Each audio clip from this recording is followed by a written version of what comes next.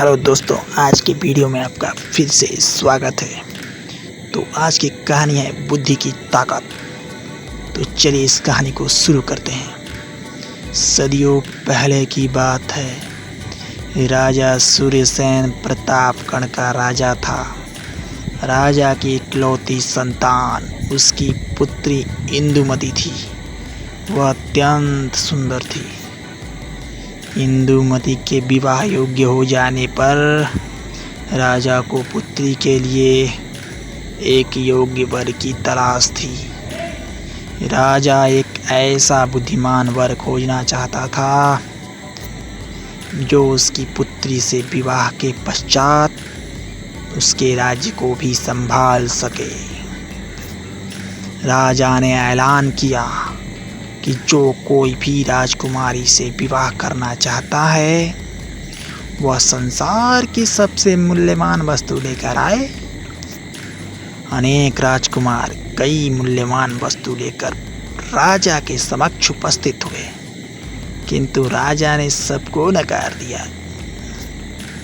राजा को यकीन था एक दिन कोई न कोई योग्य युवक इस शर्त को जरूर पूरा करेगा। उसी दिन उसी राज्य के राजा के गांव में एक किसान के पुत्र रुद्र को राजा के इस शर्त के बारे में पता लग गया। रुद्र बहुत बुद्धिमान था। उसने विवेकपूर्ण तरीके से सोचा और फिर एक दिन 3 वस्तु लेकर राज दरबार में पहुंच गया। राजा से अनुमति पाकर वह बोला, मैं दुनिया की 3 सबसे महत्वपूर्ण वस्तुएं लाया हूँ। मेरे हाथ में यह मिट्टी है जो हमें अन्न देती है, और यह जल है जो अमूल्य है और इसके बिना जीवन संभव ही नहीं है। तीसरी वस्तु पुस्तक है।